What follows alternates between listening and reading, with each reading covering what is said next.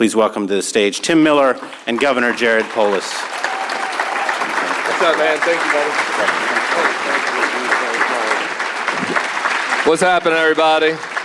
As much as I like Heath's intro, I told him next year I want pyrotechnics, like CPAC. That's the only thing we'll steal from them, you know? Just something with a little bit of, get a little heat, get us going in the morning. How you doing, Governor? Good to see you again. I was told there'd be pyrotechnics. I'm a little disappointed, Okay, frankly. well, this is your first one. Next year, we're going to make this happen. It's my home state, Governor. Not anymore. I'm in Louisiana now. I'd like to trade him for Jeff Landry, but I don't think that's going to happen, unfortunately.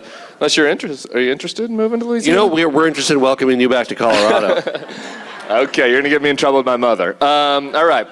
I gave you some homework before we got here, because I believe you're the only elected Democrat here. Is that right? Was there any other elected Democrats? We had some candidates, maybe? Sadly, there's not as many elected Democrats anymore? days. Yeah, okay. It's hard to choose from. So I think you're the only one here. And so the homework I gave you was to look at Heath's 15 principles, or maybe there were 16, we don't know, and see, you know, kind of where you think our alignment is. Where are we starting? Well, first, I mean... and you did your homework. You got it here. Well, I had. Well, that's part of the problem. There's too many of them, and you guys got to edit it a little bit. Cut them down a little?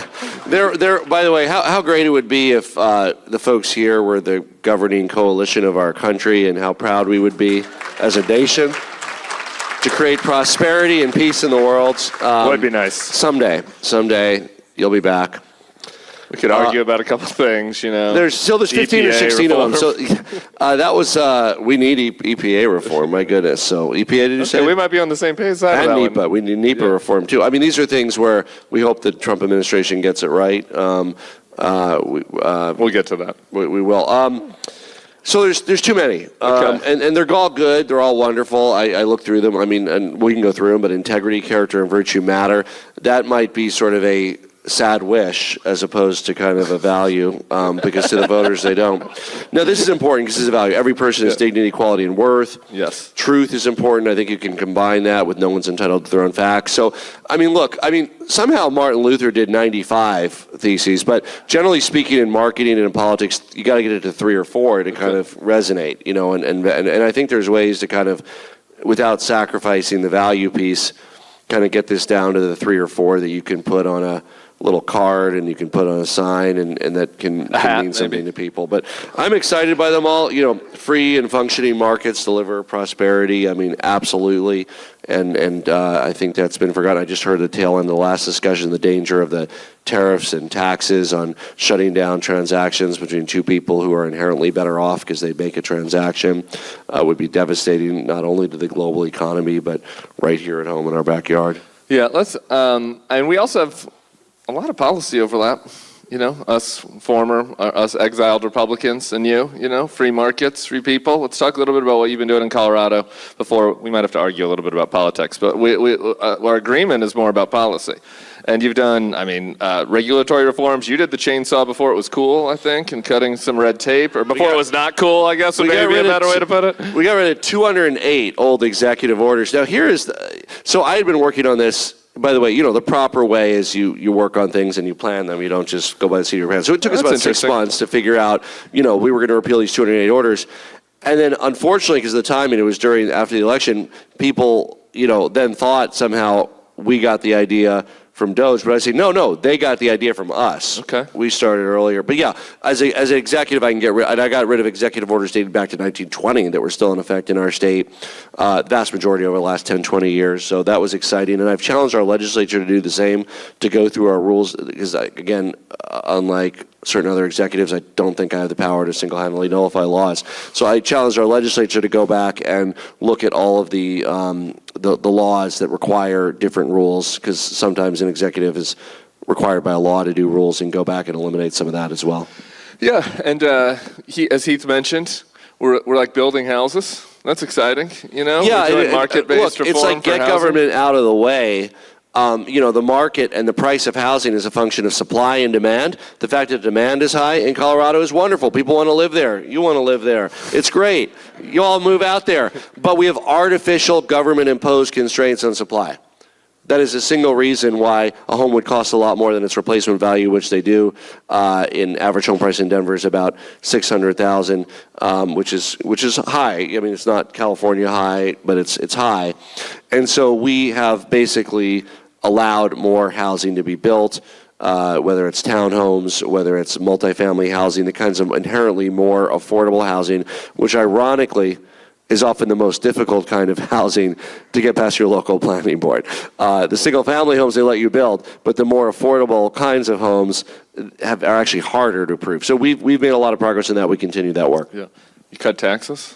We did. When I'm just trying to warm up all the conservatives. When I became governor, our income tax rate was 4.63%. We cut it at the ballot box to 4.5. We cut it at the ballot box to 4.4, and then we cut it through the legislature to 4.25%. So that's our income tax now. Okay. And you're not needlessly mean to transgender people or rejecting people from coming to your state? No, this is where we say, I like this, it's what every person has dignity, quality, and worth. That needs to stay there. I mean, we value everybody based on the content of their character, their contributions, and who they are. And there's good and bad people of all kinds. You were, there's no doubt about that. There's some bad gays out there, not on this stage, but they exist. I could think of a couple. Speaking of that, you were in the room yesterday with, was it yesterday or 2 days ago now, where the governor of Maine, your colleague, was kind of getting into it with the president, Janet Mills. What'd you think? What'd you make of that exchange? Well, none of us had the context going in, because this was until it was elevated by the president and the governor, it was an obscure thing going on with Maine. So we didn't really know what was going on at the time. But apparently it has to do with following the guidance around women's sports. And I mean, women's sports are, obviously something like in any sports, we want to prevent cheating. I mean, everybody wants to prevent cheating in sports, and of course, steroids, hormones, they can all be used for cheating, and that has no place in sports. And of course, at the same time, we want people to be able to participate.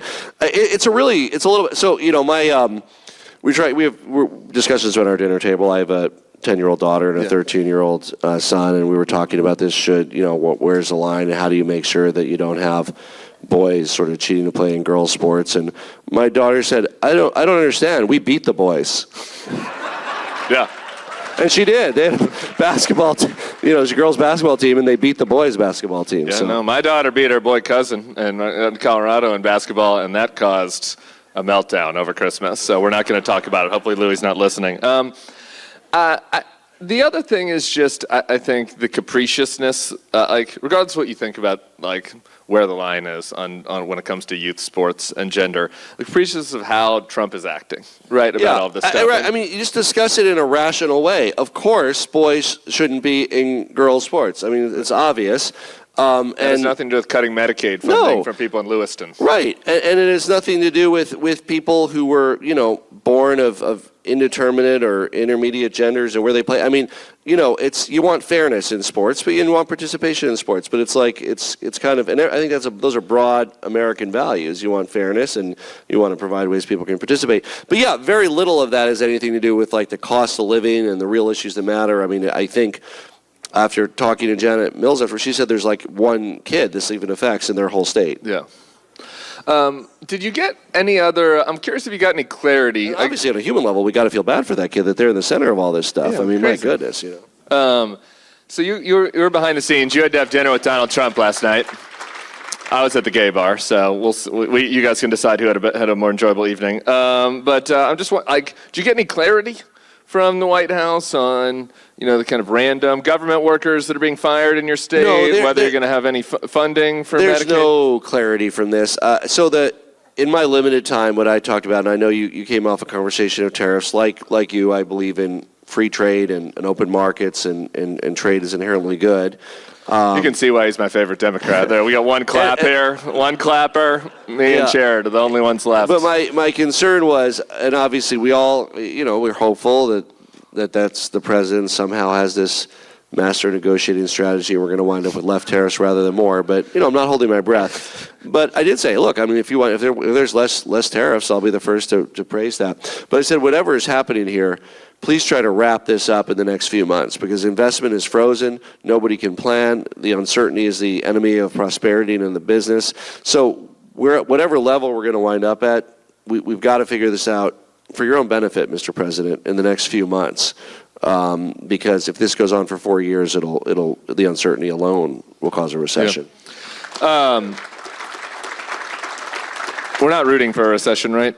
No. No. As I said, I hope that somehow if we come out of this with, I'm not holding my breath, but less tariffs, less restrictions on trade. That would be wonderful. I was just speaking for myself. I know you're good, Jared. I'm the devil on your shoulder. What about the other uncertainty with regards to the cuts? I know you had some controversy in your state about, I guess, forest rangers got fired. And who the hell knows? There are government workers that are in every state. Like, did you get any conversations about that? As far as we can tell, there's no rhyme or reason to the cuts. Now, obviously, we want things that are wasteful to be cut. But an example of this sort of wrecking ball approach was they actually laid off a lot of the folks involved with fire prevention, park management in Colorado, which are incredibly important. So not the firefighters themselves, but the road maintenance, how you get to fires to fight them, forest management. So these are folks that are, in our view, and I think the view of any rational government on the left or right, small government, big government, I mean, this is like a core function thing, right? Yeah. So we hope that they reverse that. No idea if they will. Yeah, I saw a tweet as I was coming in, a rare good one, from Jessica Riedel, who's a friend of the Principals First, and she wrote this: if Mitch Daniels was running Doge, I think we could replace his name with yours here. If Jared Polis was running Doge, they'd have already begun implementing GAO recs to fix the billions in payment errors, consolidating duplicative programs, auditing thousands of programs for efficiencies, legally, competently, and with minimal disruption. That's real money. That's not what they're doing. That's right. For every government program, you should ask really two questions. First is, should we even be doing this? And there's absolutely things that are being done that are counterproductive that we should not do at every level of government. The second is, okay, we should do this. How can we do it more efficiently? Let's create a more efficient way of doing it. Yeah. It's not just sort of like, huzzah, destroy it all. Like, okay, should we be doing it? And if we should be doing it, how do we do it more efficiently? Yeah. So and yes, Mitch Daniels absolutely would have been wonderful. Would have been done much better. But we are where we are. And so I saw you on one of the Sunday shows over the weekend, and you seem to give them the benefit of the doubt that maybe they will land in a place where they are going to actually care about efficiency.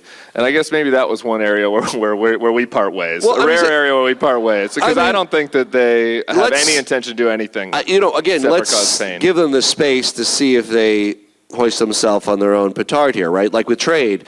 As I said, if somehow this leads to lower tariffs and more free trade, that's wonderful. Yeah. That's wonderful. Do you think that's going to happen? I'm an eternal optimist. You are an optimist. What about when it comes to the Doge? And there's got to be, do you have any hope? You still have even a hint of hope that this could end positively? Well, I don't have much visibility into what's going on, right? I mean, does anybody? You're the governor of the state. Have you gotten a call? It's federal, not, Yeah, but there are people in your state that are losing their job. They're going to tear stuff down. And again, if there are things that we don't need to do, let's stop doing them. And then the question on if there's things that we agree we should do, how do we do it more efficiently? Doge doesn't seem to be answering that at this point. Yeah. It seems to just be, stopping the current way, fine, but then what replaces it actually turns out to be very important. I see that you're hopeful and optimistic. I know, there's another one. They're going to get rid of the penny. I'm all for that. Okay. If they get rid of the penny, that's great. I'm with you on the penny. Yep. Taxpayers $200 million a year, environmental costs, the mining of zinc and copper. So. Yeah, poor people at the penny plant, though.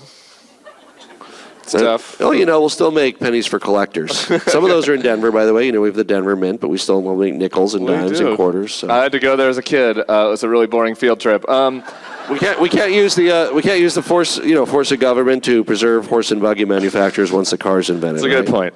I'm with you on that.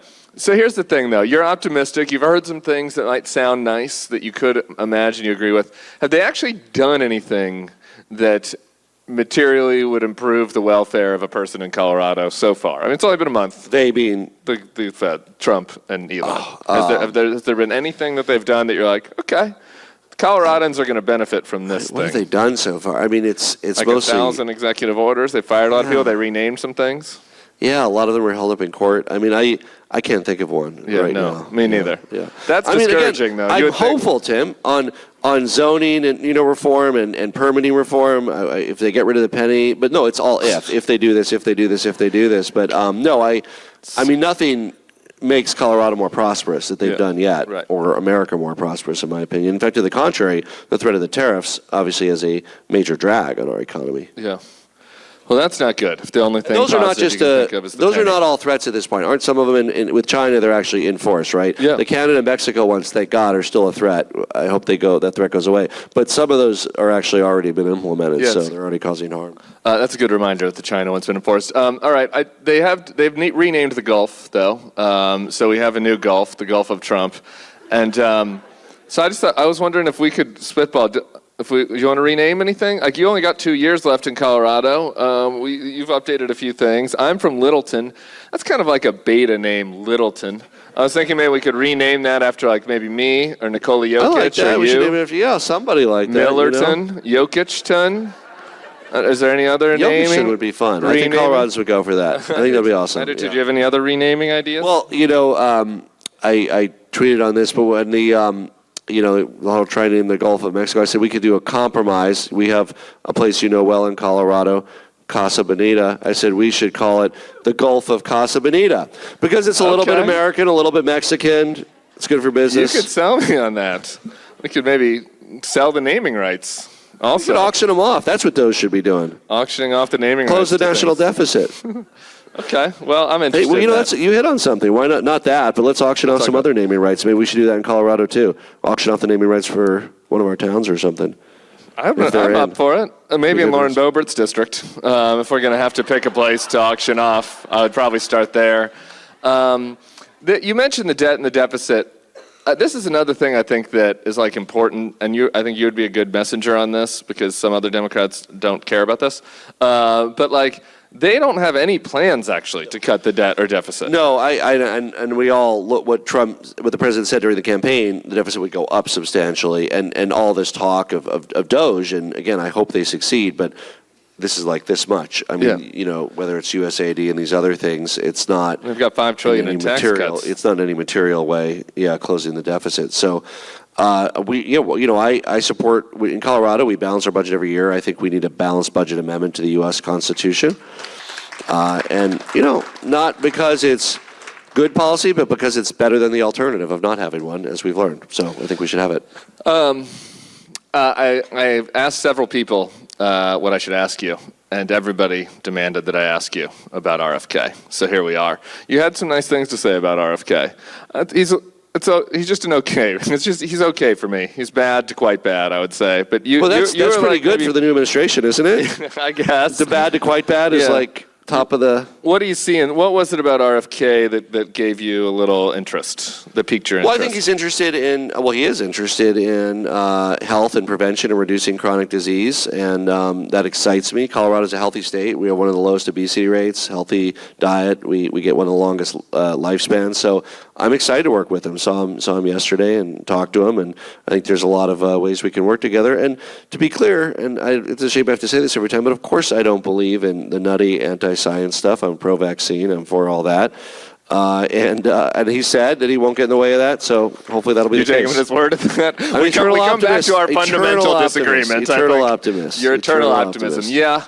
I don't know. I'm not feeling that good about that. What about the other thing about making America healthy again that gets me a little crossways, I think, with RFK, which is I don't know how cutting all research to any infectious diseases in the future is a very good idea. I think that's kind of a bad idea as far as on the health ledger. We need more research, absolutely. Yeah. But what do you like? Do you feel like he's serious about that though? I mean, we're already seeing real ramifications to like programs getting cut, right? Look, I mean, you look at the life-saving research that's been done in our generation, the previous generation. We all live healthier, longer lives, and we need more research. Okay, I'm just doing my best to just poke your optimism here. I'm trying to do it. You're like an optimism balloon, and I'm just going to keep pinning until I find a spot where we can let the air out. What are you the most worried about? We voted for this guy. I mean, we're just saying, obviously. we hope best wishes for the country here. I mean, he's got to get something right out of the 20 or 30 things he's. Do you think? Are we sure? I hope so. Broken clocks. What worries you? I mean, we've mentioned the tariffs. What else worries you the most? Like if he called you tomorrow, he's like, we had a great dinner. You seem like the only Democrat that is normal. And he gives you a buzz, and he's like, Jared, what do you think I should not do? What would you stop him from doing besides the tariffs? We mentioned the tariffs. I'm obviously very concerned about abandoning our European allies and the fight for freedom and democracy. Again, don't know where that's headed, but very concerning remarks about the conflict. We cannot embolden Putin on the world stage, and I'm worried about that. Yeah. Let's talk about the Dems for a minute and just going forward. I'm wondering how you think the Democrats can try to recapture the mantle of appealing to working people, to people that don't really like the status quo, to the types of people that RFK appealed to. Let's just be honest. Like, what are some ways that you think the party can kind of not have to, sort of be the establishment, right? Like, how can the party embrace being a reform? Well, first of all, I think these principles that you have are a very good underpinning. Again, there's too many of them, but they're promising. And really talking about prosperity, abundance, economy. I mean, we are deeply concerned that this president's economic agenda could lead to less prosperity rather than more if he does what he's saying he's going to do. And I think we need to offer the alternative. And the Democrats have not always been, pure on these issues. They've been pro-trade. President Obama and President Clinton, led us into many more trade agreements, brought down tariffs, brought down non-tariff barriers to trade. We've, large, significant pro-growth tax policies. But, these are things that we should lean into because it makes a difference for people. The Democrats did quite poorly in most blue states, like not swing states this past year, lost a lot of ground in the Northeast and the West. Two places where the Democrats lost a little ground, but not too much, was Utah and Colorado. I'm curious, is it just luck and the fact that there are a lot of Mormons there, you think? Or was there something that, Mormons, hell yeah. Or is there something that you did that you think might be worth looking at if you're a governor of an East Coast state? I mean, just trying to meet the needs of Colorado. So we've been focused on, we talked about reducing taxes, removing barriers to housing. We also eliminated sales tax on a number of products. We implemented free universal preschool, which I'm very big priority for us, preparing all kids for success. And it prepares kids for success. The long-term longitudinal studies show that, and I love your data point that data is important. It also saves families, $6,000 a year in the here and now. 4-year-olds, preschool's very expensive. So really just trying to meet the needs of folks where they're at and grow our economy and prosperity. So do you not see that happening in the coastal states? Like what are you doing that they're not doing in California and New York? I mean, the Democrats lost 10 points in New York, like a ton. It was not just on the margins, right? It was I'm not an expert in coastal politics, so I can't. You got a sense. I can't say all the factors. I could talk more about what we did do, right? Yeah. So, we also, in addition to cutting income tax, we cut property taxes too, and we capped any future property tax increases at 5%. So, really just trying to address people's costs and concerns. We've had a thriving economy in Colorado, and that's kind of, in fact, what led to the run-up in housing prices, right? Along with the artificial constraints on supply that we're trying to systemically disassemble and allow more housing to be built. Yeah. Do you look back at COVID and feel like that? There's like a lengthy backlash to kind of how that was managed at all. How do you reflect back on COVID? Because we first met actually because I watched your press conference during COVID, and it was around mask mandates. And you said you had some reporters were giving you trouble, and you were like, I sat and read the studies, and I decided that we didn't need to, we should. If you want to wear a mask, wear a mask. Please, I encourage you. Right? We encourage, but we said the mandates didn't make sense. And we did. We just looked at all the data and the studies, and people are perfectly able to be agents in determining their appropriate risk levels for themselves. And I was glad that, my parents, who are now 80, did stay home a lot, and when they went out, wore masks, and that was very important. Do you worry about that with regards to RFK? If we have a bird flu outbreak, and kind of how we are prepared to manage another pandemic? I just worry we don't have a lot of Jared Polis reading the studies in charge. I don't honestly remember what he was saying during COVID. I don't remember if he was responsible or what he advocated during that. But no, again, I look more, as I said, on reducing chronic disease, improving health, diet and nutrition. There's huge upside for the American people if that's what he focuses on. And there'd be downside if he were to focus on making vaccines harder to get or reducing our vaccination rate. All right, final one. Next year, we don't want you to be alone as the Democratic elected here at Principles First. So could you nominate a few other Democrats you would like us Heath, to recruit? Yeah, I'd be happy to grab a few. We'll strategize We're going to strategize. that. Nobody comes straight to mind? I'm just worried that they're going to fall asleep before they make it through all 16 of your principles. Okay. What about Wes Moore, maybe? He's just right across the thing. Wes is terrific. Anybody else? Abigail Spanberger, maybe? That would be great to get her, absolutely. So we'll strategize. I think we absolutely, this is not partisan.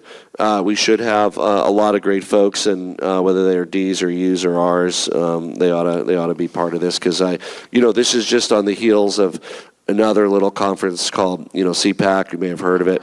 And I said you want to be bigger than CPAC, so you got to grow next year. That's the goal. You got to be bigger than CPAC. Look at that. That's my man. It's Governor Jared Polis, everybody. If only we had 50 like him, we'd be in better shape. We'll see y'all. Hey, YouTube fam, if you want to support the Bulwark, the best way to do it is by becoming a YouTube Bulwark Plus member. The Bulwark is truly independent. We have no corporate overlords. We're not settling any dumb lawsuits with Trump. By joining, you help support our work, and you can get a bunch of perks right here on this platform. Ad-free content, bonus videos, live streams, and some emojis of me, which I guess some people want. So come join, come hang out, become a Bulwark YouTube Plus member, and I'll be seeing you in the comments. So behave.